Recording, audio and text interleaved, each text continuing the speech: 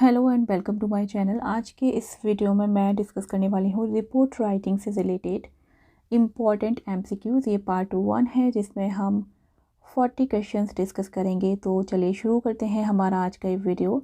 Let's see question number 1। The language of a report should be. Report writing में जो language है report की वो कैसी होनी चाहिए? डिस्क्रिप्टिव, इनफॉर्मल और फॉर्मल। तो यहाँ पे रिपोर्ट राइटिंग की बात की जा रही है। रिपोर्ट की जो लैंग्वेज है वो होनी चाहिए formal. Option C is correct. Report discuss a particular topic in complicated manner, detail और लेस डिटेल। तो देखिए, रिपोर्ट में किसी भी पर्टिकुलर टॉपिक को डिस्कस किया जाता है बहुत ही डिटेल में। तो आपका आंसर हो जाएगा B. A report is an. Report क्या है? टेक्निकल वर्क है, प्रोफेशनल वर्क है या फिर इंफॉर्मेशनल वर्क है? तो रिपोर्ट एक इंफॉर्मेशनल वर्क है जहाँ पे डेटा कलेक्ट किया जाता है और उसको सीक्वेंशियल वे में फैक्ट्स जो भी हैं उनको रिप्रेजेंट किया जाता है रिपोर्ट में। तो ये एक इंफॉर्मेशनल वर्क है। Report is often use to display the result of experiment, investigation, inquiry और बोथ। रिपोर्ट में एक्सपेरिमेंट भी किया जाता है रिपोर्ट लिखने से पहले, जो भी टॉपिक है, जो भी सब्जेक्ट है उसके बारे में। इन्वेस्टिगेशन भी किया जाता है, इंक्वायरी भी की जाती है। तो यहाँ पे आपका आंसर हो जाएगा सी, बोथ। ठीक है, आपका ये ए और बी दोनों करेक्ट है, तो आपका आंसर होगा both. What are some features of report? Features यहाँ पे रिपोर्ट के कौन कौन से हैं? अकाउंट है, मेथड है या फिर ग्राफिक्स एंड इमेजेस हैं? रिपोर्ट में ग्राफिक्स एंड इमेजेस का यूज़ किया जाता है, तो ये आंसर है C. The language of report should be. Language कैसी होनी चाहिए रिपोर्ट की? लाउड होनी चाहिए, अनक्लियर होनी चाहिए या फिर क्लियर होनी चाहिए? रिपोर्ट की जो लैंग्वेज है वो क्लियर होनी चाहिए, टू द पॉइंट होनी चाहिए। Answer C. The report is always written in. Reports को हमेशा कैसे लिखा जाता है? सीक्वेंशियल मैनर में लिखा जाता है, इरेगुलर मैनर में लिखा जाता है या फिर हॉरिजॉन्टल मैनर में लिखा जाता है? तो देखिए, रिपोर्ट में जो भी इवेंट्स हुए हैं, जैसे भी आप रिकॉर्ड कर रहे हैं, तो उनको क्रोनोलॉजिकल वे में प्रेजेंट किया जाता है। तो सीक्वेंस से ही उनको लिखा जाएगा। अगर आप रिसर्च कर रहे हैं तो स्टेप बाय स्टेप जो भी रिसर्च हुआ है उसको लिखा जाएगा। अगर किसी इवेंट के ऊपर रिपोर्ट बेस्ड है तो जो भी इवेंट्स हुए उसमें जो भी सीक्वेंस है, मान लीजिए सबसे पहले क्या हुआ, फिर उसके बाद क्या हुआ, उसके बाद क्या हुआ, तो सीक्वेंशियल मैनर में रिपोर्ट को हमेशा लिखा जाता है, वो चाहे कोई सा भी टाइप क्यों ना हो। तो आंसर हो जाएगा A. Report should be written in. Report को हमेशा कैसे लिखा जाता है? फर्स्ट पर्सन में, सेकेंड पर्सन में या फिर थर्ड पर्सन में? जनरली सभी रिपोर्ट्स को थर्ड पर्सन में लिखा जाता है। Informal report should not be more than. Informal reports कितने पेजेस की होनी चाहिए? लगभग 1 से 5 पेज के बीच की होनी चाहिए, 5 to 10 पेजेस की होनी चाहिए, मोर देन 10 पेजेस होनी चाहिए। तो इनफॉर्मल रिपोर्ट जो है ये ज़्यादा से ज़्यादा 1 to 5 पेजेस में होनी चाहिए। तो आंसर होगा option A. Formal reports can B informational, analytical और बोथ। तो देखिए, जो फॉर्मल रिपोर्ट्स होती हैं ये इंफॉर्मेशनल भी हो सकती हैं और एनालिटिकल भी होती हैं। तो यहाँ आंसर आएगा आपका C, both. What is the purpose of troubleshooting report? Troubleshooting report का पर्पस क्या होता है? मिसलीड द इंफॉर्मेशन को मिसलीड करना, एनालाइज द प्रॉब्लम, नन। यहाँ करेक्ट आंसर है बी, एनालाइज द प्रॉब्लम। क्योंकि ट्रबल शूटिंग रिपोर्ट में क्या है, जो प्रॉब्लम है उसको निकाला जा रहा है कि क्या प्रॉब्लम, उसको एनालिसिस करना है उसका। तो यहाँ बी रहेगा answer. Which type of report is a report of action? Analytical report, periodic report, recommendation report. तो रिपोर्ट ऑफ एक्शन किस तरीके की रिपोर्ट को कहा जाएगा? एनालिटिकल रिपोर्ट को नहीं कहा जाएगा, पीरियोडिक रिपोर्ट को भी नहीं कहा जाएगा, रिकमेंडेशन जो रिपोर्ट है उसे कहा जाएगा, क्योंकि रिकमेंडेशन का मीन क्या होता है? सुझाव देना। ठीक है, जब सुझाव दिए जाएंगे तभी तो उन पर एक्शन लिया जाएगा, तो इसलिए report of action recommendation report कहलाएगी। रिपोर्ट शुड बी, रिपोर्ट कैसी होनी चाहिए, ऑब्जेक्टिव होनी चाहिए या सब्जेक्टिव होनी चाहिए या फिर दोनों होनी चाहिए।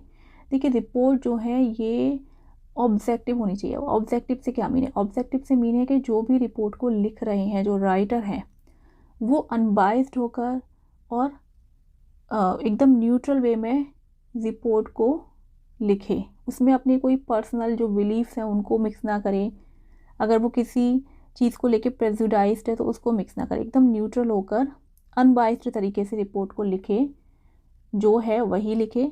इसलिए यहाँ पे रिपोर्ट का जो मेन फीचर है वो है इसका ऑब्जेक्टिव होना। तो आंसर होगा ए।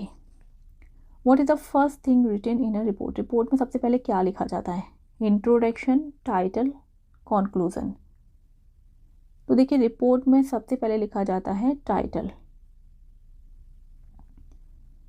विच of these is return in a form of a memorandum, memorandum की फॉर्म में इनमें से क्या लिखा जाता है, तो ये होती हैं बिजनेस रिपोर्ट, क्योंकि मेमोरेंडम कोई भी वो डॉक्यूमेंट होता है जो दो कंपनीज़ के बीच में एज अ कम्युनिकेशन या एज अ करेस्पॉन्डेंस का काम करता है, लीगल से रिलेटेड जो भी दो कंपनियां हैं उनके बीच में, तो उन डॉक्यूमेंट्स को मेमोरेंडम भी कहा जाता है। मतलब अपना कोई भी डिसीजन लेंगे तो वो ऑफिशियल वर्ड कह सकते हैं आप, उसमें बोलेंगे कि हम मेमोरेंडम के थ्रू बताएंगे।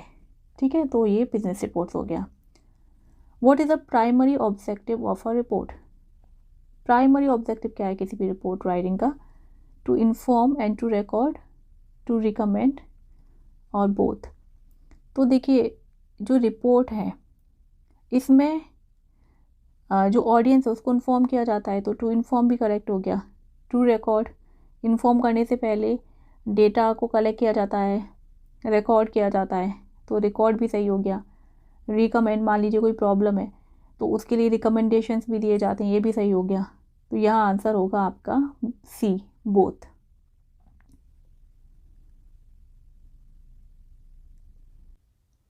नेक्स्ट है identify the types of business report, voluntary report, internal reports, external report. देखिए ये आपका ए नहीं होगा, क्योंकि वॉलेंट्री रिपोर्ट जो है जनरली उन इंडिविजुअल्स के द्वारा लिखी जाती हैं जो किसी एनजीओ या किसी सोशल जो सर्विस करते हैं उन इंस्टीट्यूशन से जुड़े होते हैं, तो बिजनेस का कोई लेना देना नहीं है, तो ये नहीं होगा। सेकंड है research report, informational report, analytical report, ये आपका ऑप्शन बी जो है ये करेक्ट है।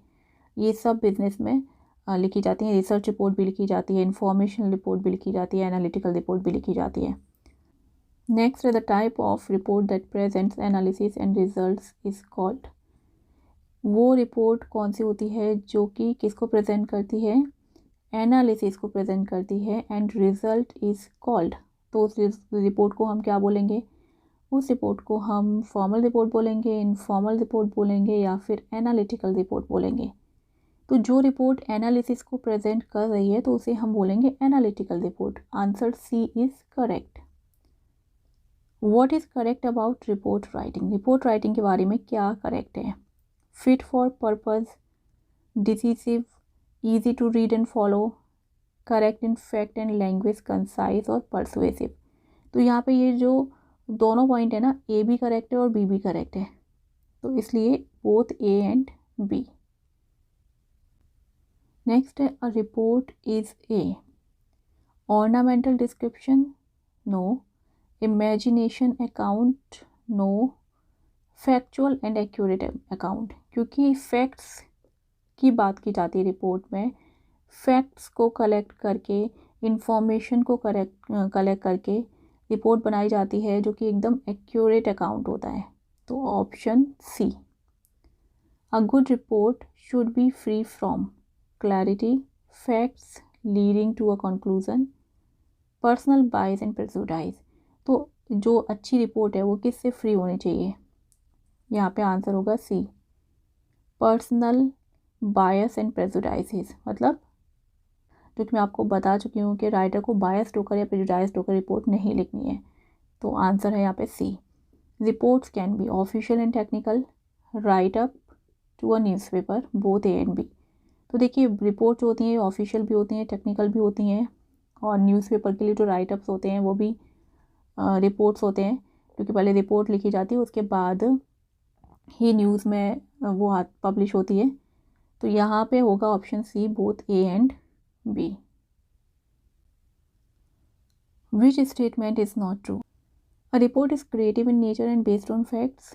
रिपोर्ट क्रिएटिव होती है और फैक्ट्स पर आधारित होती है, यस।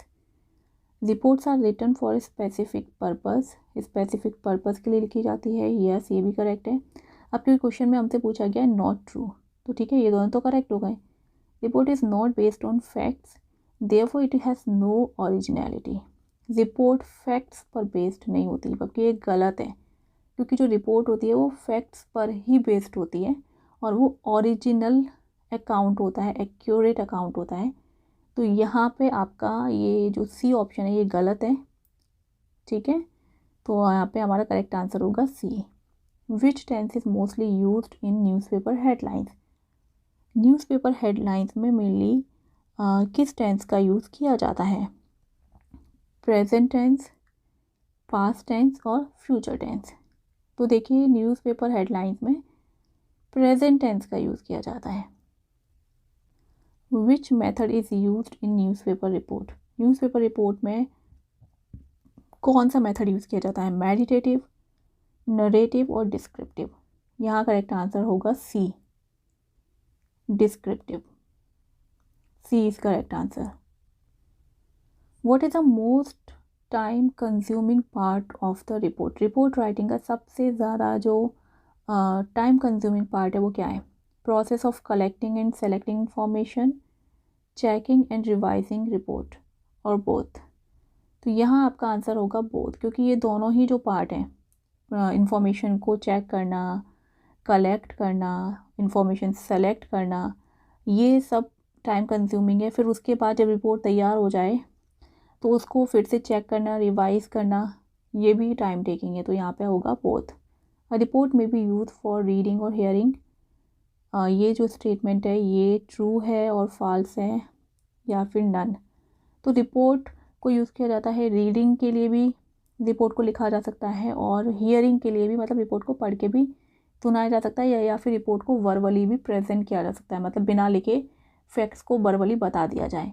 तो यहाँ पे ये स्टेटमेंट ट्रू है, इसलिए आपका आंसर होगा A. All report should be written in as an objective observer. अगर आप ऑब्जेक्टिव ऑब्जर्वर की तरीके से रिपोर्ट लिख रहे हैं, यहाँ पे ये ध्यान देने वाला पॉइंट है, क्योंकि रिपोर्ट्स को लिखा जाता है थर्ड पर्सन में। लेकिन अगर ऑब्जेक्टिव ऑब्जर्वर के तरीके से आप रिपोर्ट लिख रहे हैं, फॉर एग्जांपल आपको इंटर्नशिप के लिए मान लीजिए आपने कोई कंपनी ज्वाइन की है और उसके ऊपर आपको एक रिपोर्ट लिखनी है, तो रिपोर्ट में आप कैसे लिखेंगे? वो आप लिखेंगे कि मैंने ये कंपनी ज्वाइन की, तो वहाँ पे मैंने देखा कि वहाँ पे जो वर्क एनवायरनमेंट है वो काफ़ी फ्रेंडली है, जो वर्क टाइमिंग है वो इतने बजे से इतने बजे तक है, जो मैनेजर हैं वो काफ़ी कोऑपरेटिव हैं। तो आप पर्सनली जो एनवायरनमेंट है, जो भी चीज़ें हैं, ठीक है, उन्हें ऑब्ज़र्व कर रहे हैं, उसके बाद उनको अपनी जो राइटिंग है, रिपोर्ट राइटिंग, उसमें प्रेजेंट कर रहे हैं। तो इस तरीके की रिपोर्ट्स में आप क्या कर रहे हैं कि अपनी खुद की जो ऑब्जर्वेशन है उसे पोर्ट्रे कर रहे हैं रिपोर्ट में। तो ऐसी रिपोर्ट्स को आप लिखेंगे फर्स्ट पर्सन में, क्योंकि आप बताएंगे कि मैंने ये देखा, मैंने ऐसा फील किया, मैंने ये सीखा, मैं ये सुझाव देना चाहूँगा या चाहूँगी।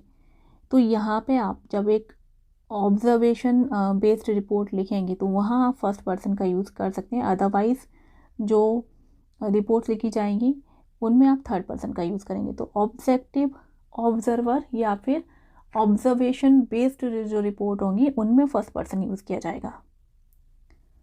A list of headings and appendix of the report is called acknowledgement, abbreviation and table of contents.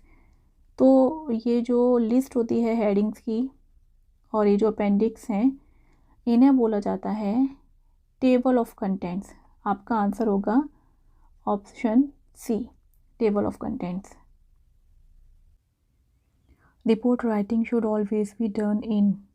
Report writing में एक्टिव वॉइस का यूज़ किया जाना चाहिए, पैसिव वॉइस का यूज़ किया जाना चाहिए, या फिर डायरेक्ट स्पीच का यूज़ किया जाना चाहिए। रिपोर्ट राइटिंग में हम हमेशा पैसिव वॉइस का यूज़ करते हैं और इनडायरेक्ट स्पीच का यूज़ करते हैं। तो ए और सी ये जो दोनों हैं ये गलत हो जाएंगे। यहाँ पे हमारा करेक्ट आंसर है passive voice. Reports present conclusion based on investigation, intuition, impression. यहाँ पे करेक्ट आंसर होगा इन्वेस्टिगेशन, क्योंकि किसी भी टॉपिक पर पहले डेटा कलेक्ट किया जाता है, इंफॉर्मेशन कलेक्ट की जाती है, उसके बारे में इन्वेस्टिगेट किया जाता है, तब जाके फैक्ट्स को यूज़ करके उस रिपोर्ट को तैयार किया जाता है। तो यहाँ पे इंट्यूशन का कोई काम नहीं होता, इम्प्रेशन का भी कोई काम नहीं होता। तो आंसर रहेगा A. The terms of reference for producing a specific report are given by. देखिए मान लीजिए कोई स्पेसिफिक रिपोर्ट लिखवानी है किसी भी कंपनी को या ऑर्गेनाइजेशन को, ठीक है, तो उसके लिए जो रेफरेंस प्रोवाइड किया जाएगा वो ऑर्गेनाइजेशन या कंपनी के द्वारा ही किया जाएगा। एक्सपर्ट यहाँ पे गलत होगा, राइटर का काम है लिखना। तो यहाँ पे जो टर्म्स ऑफ रेफरेंस है वो कौन प्रोवाइड कराएगा? वो प्रोवाइड कराएगा ऑर्गेनाइजेशन। तो करेक्ट आंसर है बी। नेक्स्ट है which of the following is not a part of a formal report. Formal report का इनमें से क्या एक पार्ट नहीं है? Appendix, table of contents, quotes. तो अपेंडिक्स भी यूज़ किया जाता है, एक पार्ट है रिपोर्ट राइटिंग का। टेबल ऑफ कंटेंट्स भी है, टाइटल भी होता है, लेकिन कोट्स मैंडेटरी नहीं है। यहाँ पे करेक्ट आंसर होगा C, quotes. The chronological development of information.